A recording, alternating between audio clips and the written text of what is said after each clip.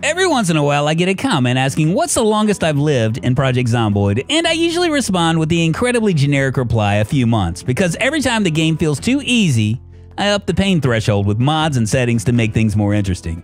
You could say that the harder it is and the more it hurts, the more entertained I am. And if this is you, if masochist is your middle name, if surviving on worms and cockroaches is your idea of a good time, or if you're in the camp that thinks that Project Zomboid gets boring in the mid-game, then I have a list of 6 must-have Project Zomboid mods that will make things brutally tough for any survivor and have you wondering, who's your daddy now?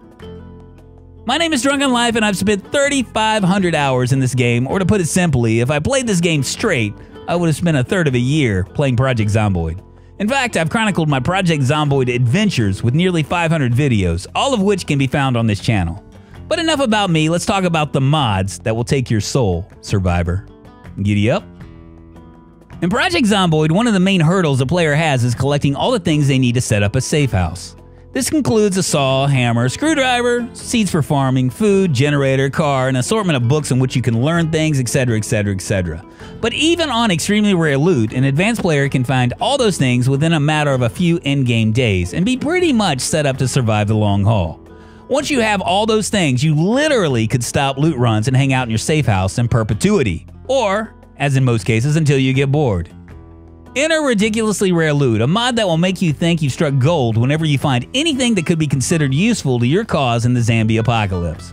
What makes Ridiculously Rare Loot so good is that it forces most players to first rethink traits because food is so scarce, and books such as Herbalist are so rare that you may find yourself picking traits out of necessity just to get going.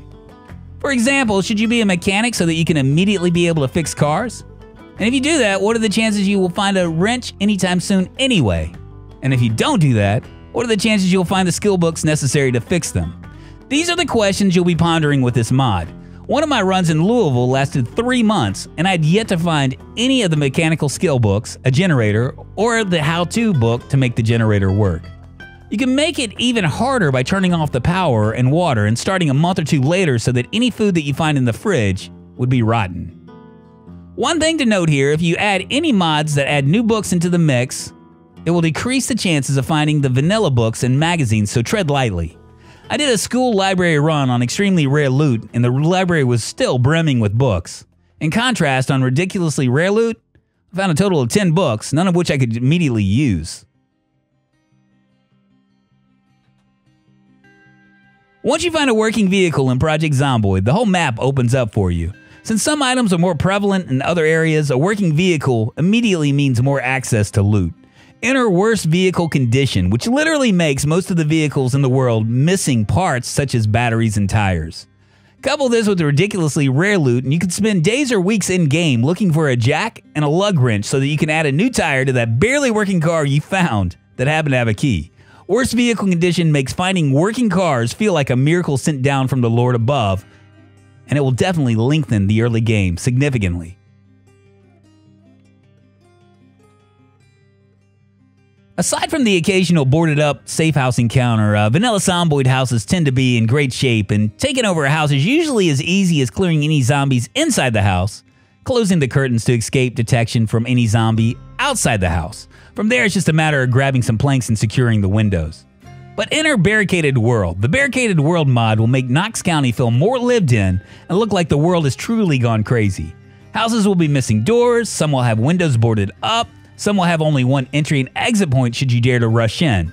The thing I like about Barricaded World is that it makes you rethink entering a building without properly scoping it out for entry and exit points. Getting chased by zombies, if you enter that house, you could literally be entering a self-made tomb with no exit except for the way you came in.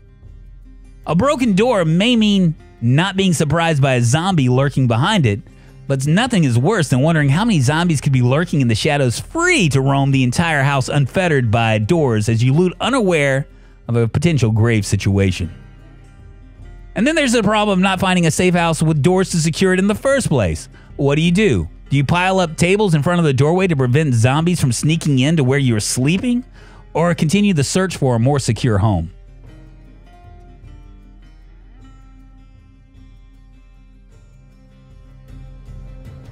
In 1945, a scientist by the name of Alexander Fleming won the Nobel Prize for his discovery of penicillin.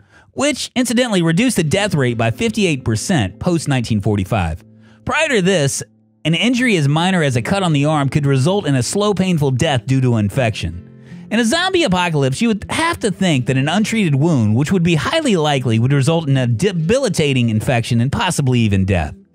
Enter Disinfect or Die, which ups the ante and makes wrapping up that wound quickly with a rag that is sterilized and keeping it clean a necessity, if you want to live, that is. Disinfect or Die makes it so that a casual walk foraging in the woods could cause a fatal scratch if you don't take the time to sterilize bandages. With ridiculously rare loot, finding disinfectant will be tough, so finding a cooking pot to sterilize and stockpile them should be added to your must-have list when you're looting. When your injury goes from bandage to dirty, the clock starts all over again unless you have another sterilized bandage to treat it. Up to this point, I haven't made this more difficult with your typical cookie cutter, add more zombies to make things harder advice when trying to up the pain in Project Zomboid. But this stops here, though, with this next mod for the masochist in you. How about zombies that can smell you when you're bleeding? The Scent of Blood mod will have every zombie in your immediate area honing in on your position whenever you get scratched or lacerated and don't immediately treat your condition. What makes it so satisfying is that usually a scratch is going to come from the undead, and in most cases they'll bring down every zombie in your area to you, kind of like moths to a flame. So you're scratched, the zombie that scratched you is probably not dealt with yet, and you know that there's likely going to be more zombies headed your way.